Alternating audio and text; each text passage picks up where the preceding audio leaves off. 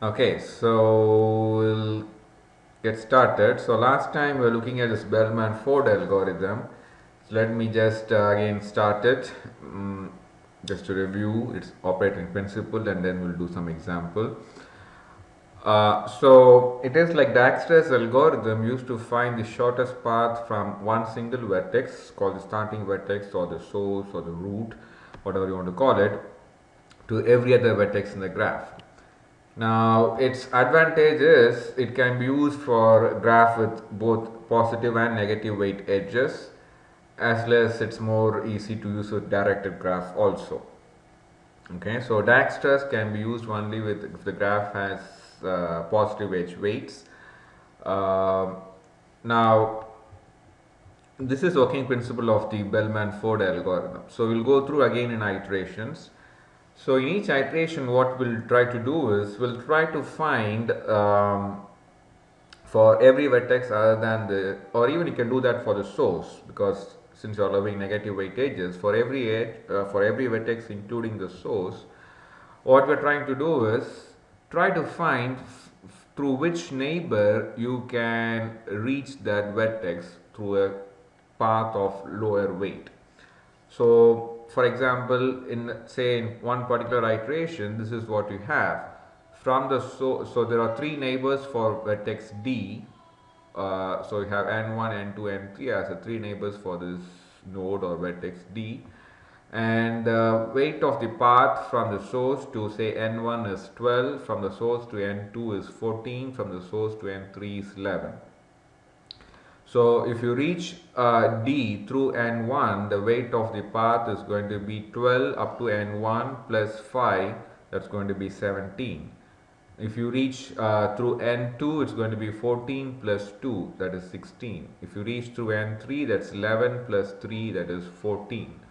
So what we will prefer is that neighbor through which you can reach from source to this destination D through shorter minimum path weight, that's going to be 14. So you would choose this N3 as the predecessor or the neighbor that you have to reach first before reaching this D. So that's what we mean by predecessor. Okay, the neighbor that we have to reach first to reach a vertex. So this is what we are going to do in each iteration. Again, for a graph of n vertices, you're going to have n minus 1 iterations, okay, to go through. And later we'll see an optimization rule that we can use to stop the algorithm in an earlier iteration itself. Okay, so we will, for exam purposes also, we will follow the convention. So we will run Dijkstra's algorithm for an undirected graph. Now, of course, you know the edges has to be positive edge weights.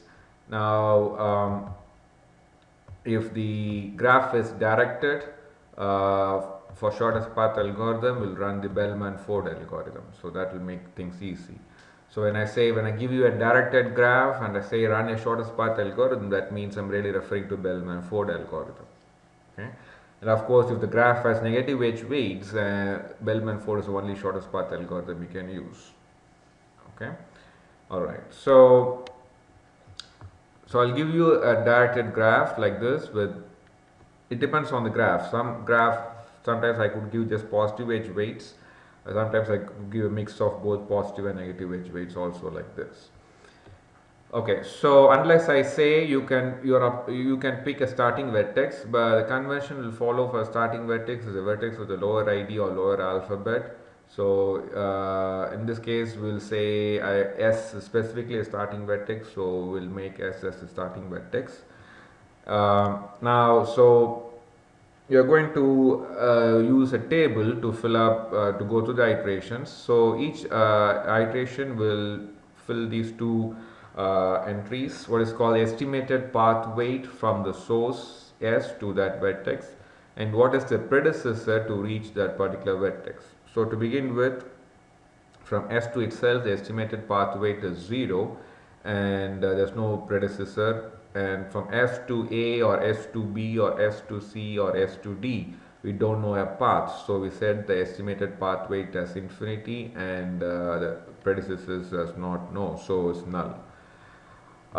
So also, like I showed the operating principle, we'll try to find out or maintain in each iteration the estimated path weight to reach each of the neighbors for a vertex, and then use the edge weight to decide whether to go through that neighbor for shortest path or a better path. So that's why you could see I have drawn here the incoming neighbors for each vertex. Okay, because like in this example for D, the incoming neighbors are n1, n2 and n3. So it is using these incoming neighbors we'll try to find the shortest path. So what we'll do is for each vertex draw the incoming neighbors. So for S, the incoming neighbor is D and the corresponding edge weight is 2.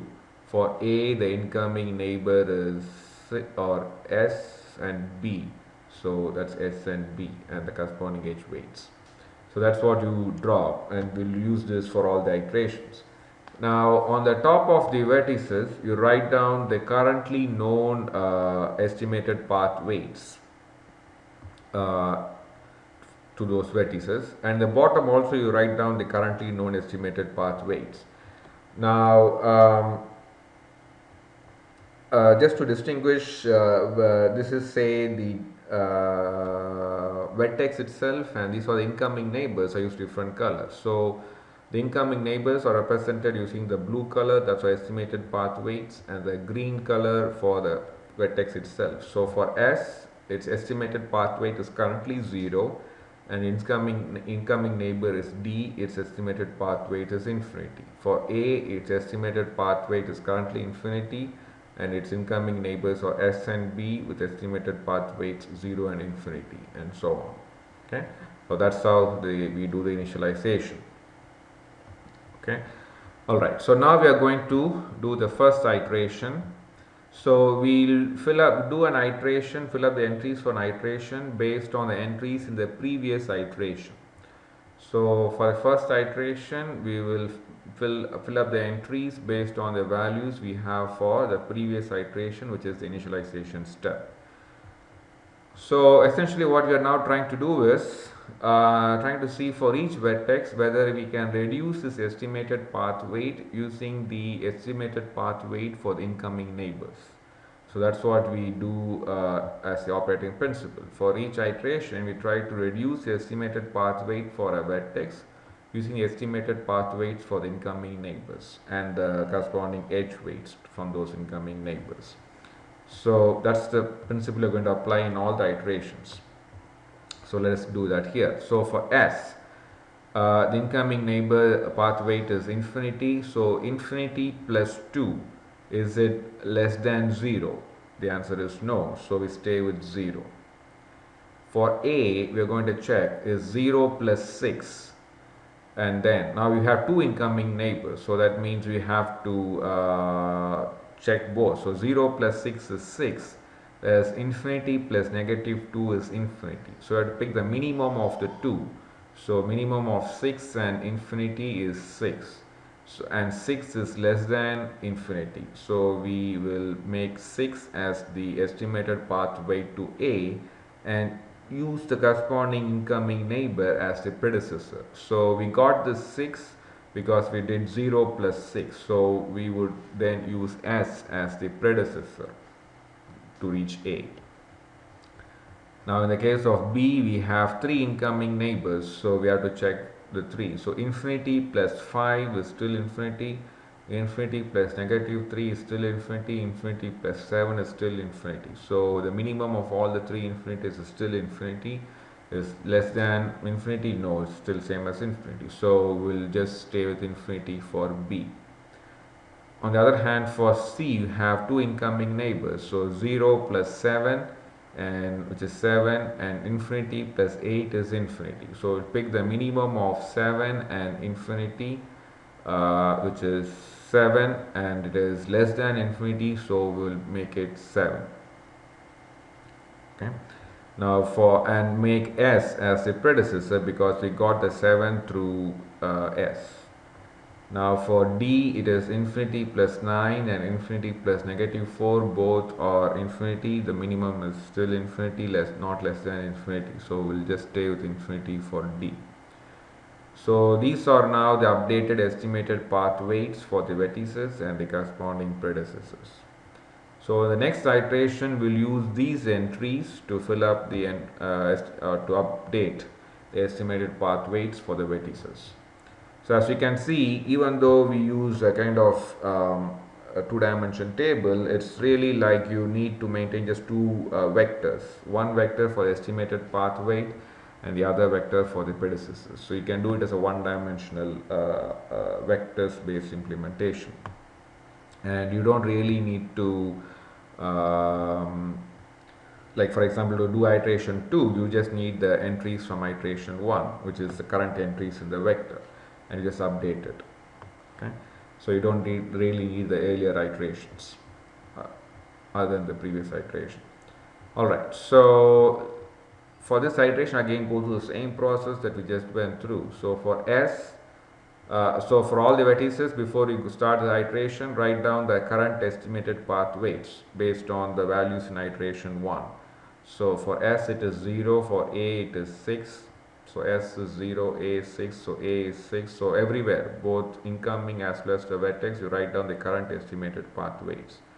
For B is infinity, so everywhere for B you write down infinity.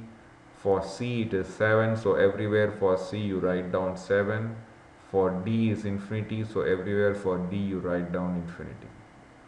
So after you write down the estimated path weights for the vertices, you now do the process. So for S it is still infinity plus 2, not less than 0, so stay with 0. Now for A we have again 0 plus 6, which is 6, infinity plus negative 2 is infinity. So minimum of 6 and infinity is 6, not less than the current 6 we know. So we stay with 6 and S as the predecessor. So we change an entry only if we can minimize or reduce further, otherwise we stay with the current entry.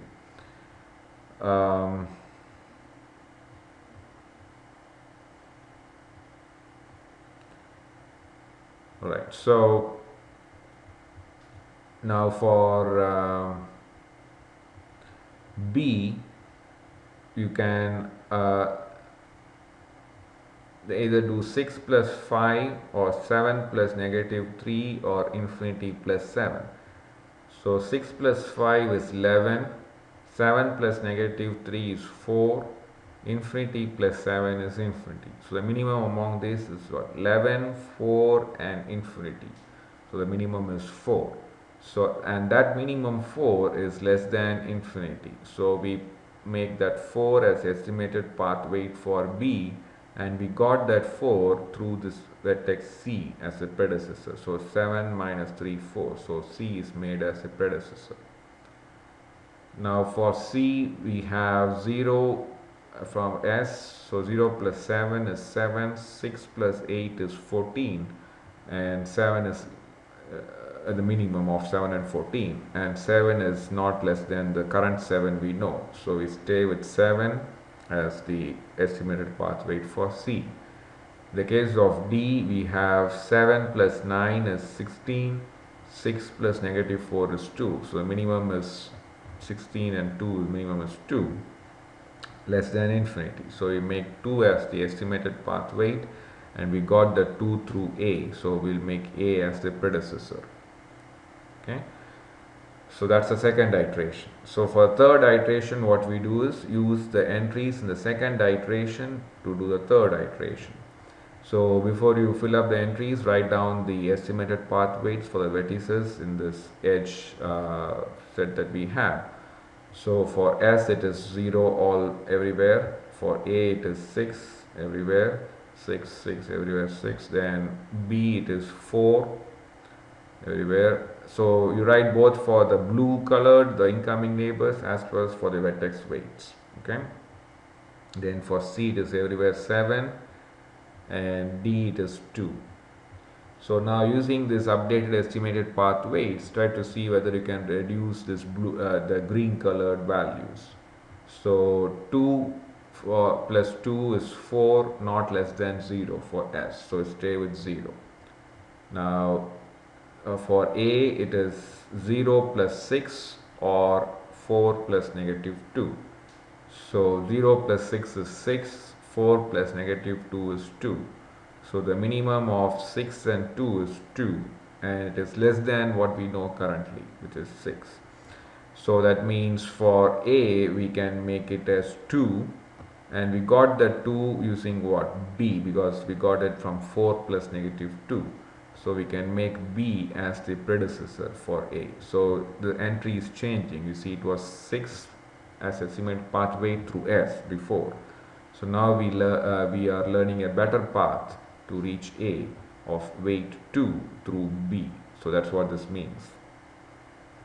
Now in the case of B, currently we know 4 as the better path. We are trying to see if we can reduce it from 4 further.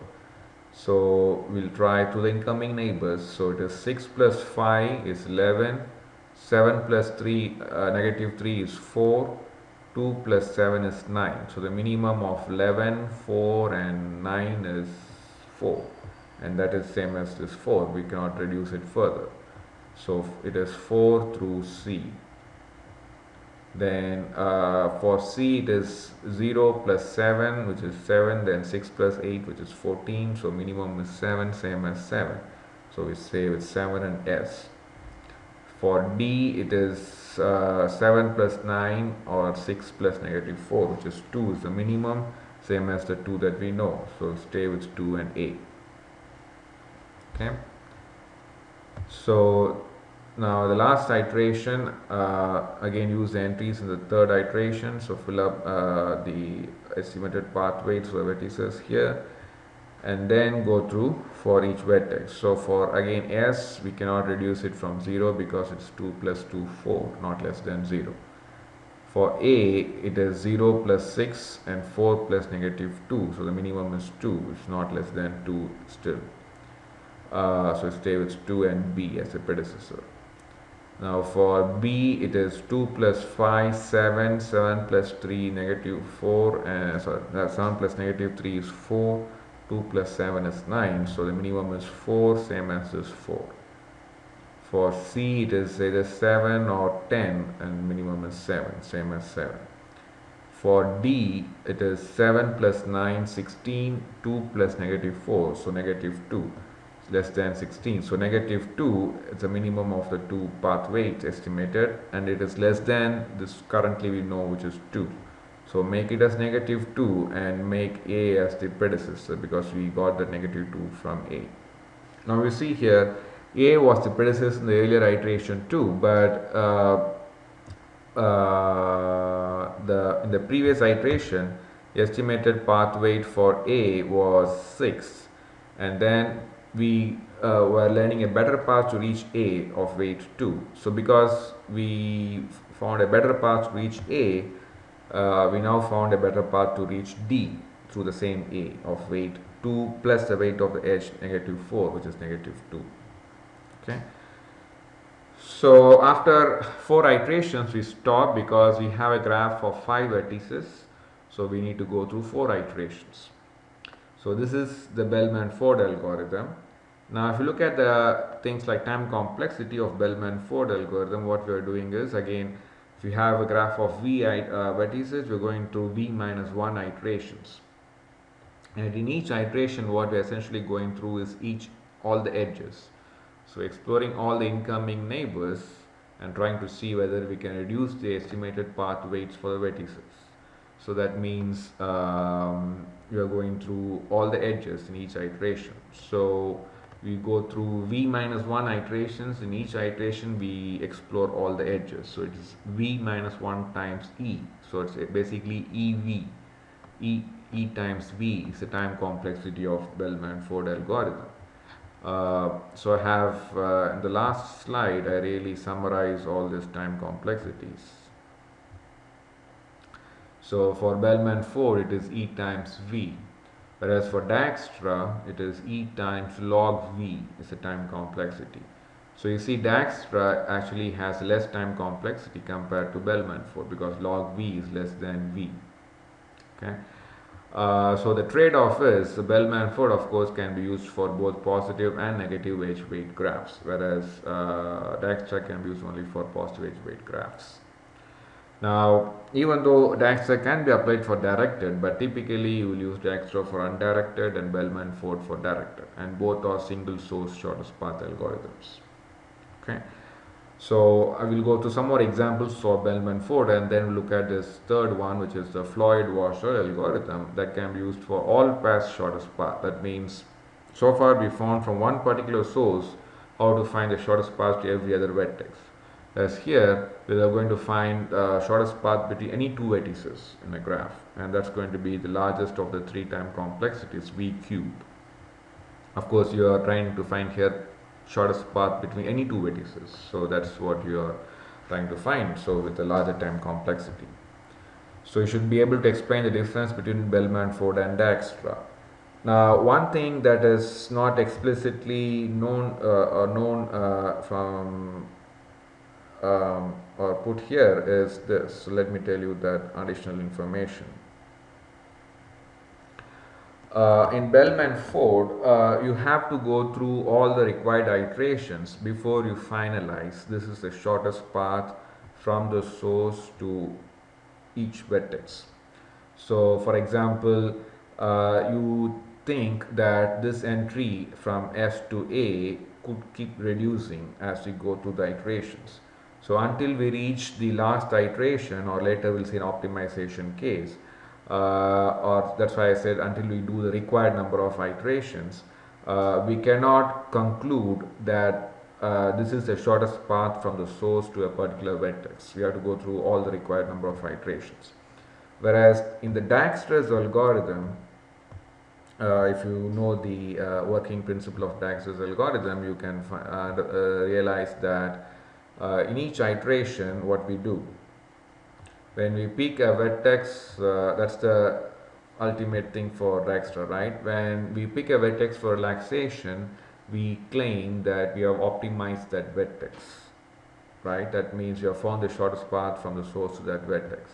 Like in the example that we went through, like when I pick, say, B or F, whatever vertex. So when I say I pick F as a vertex for relaxation, I claim that I have found the shortest path from A, the starting vertex, to F. I need not go through all the iterations to find out what is the shortest path weight from A to F. At the end of the first iteration itself, I can say the shortest path weight from A to F is 3. Similarly, at the end of the second iteration, I can say the shortest path weight from A to B, the root source to B, is 4. I need not go through all the iterations before I know what is the shortest path weight from A to B. So in each iteration of Dijkstra's algorithm, you are optimizing a particular vertex and picking that for relaxation. So that means you have found the shortest path from the source to that particular vertex at the end of that iteration. So that's the shortest path weight to that vertex. You don't need to wait for other iterations before telling this is my shortest path weight from the source to that vertex. Whereas in Bellman-Ford, you cannot say that after a particular iteration. You have to go through all the iterations, and only after you do the required number of iterations you can conclude that you have found the shortest path weight from the source to every other vertex. So in Dijkstra you are learning one vertex in each iteration for the shortest path, whereas in Bellman-Ford you are not learning the shortest path for any of the intermediate iterations. Only at the end of the last iteration you are learning all the shortest path to everything together. Okay. So that's the difference between the operating principle, like what you're learning for in Bellman-Ford and Dijkstra. Now we can also use this predecessor information to trace the shortest path from the source to these vertices. So let's do that from the source to D. So this is the final vector that we are going to use. So for D, the predecessor is A. So from the source, if you want to reach D, you have to first reach A and then take an edge to D. So now we have to know how to reach A from the source. So look at the entry for A, it says B is a predecessor. So in order to reach A, you have to go from the source to B. So now we have to know how to reach B. It says go to C. So C is the predecessor to reach B. Now we have to know how to reach C. It says S itself is the predecessor. So S is the predecessor to reach C. So this is now the shortest path from S to D. So in Dijkstra you can make use of those edges that you highlighted for the predecessor. Whereas in the case of Bellman Ford, you have to use this predecessor information and trace back the path. Okay. So any questions? Let me stop and save this.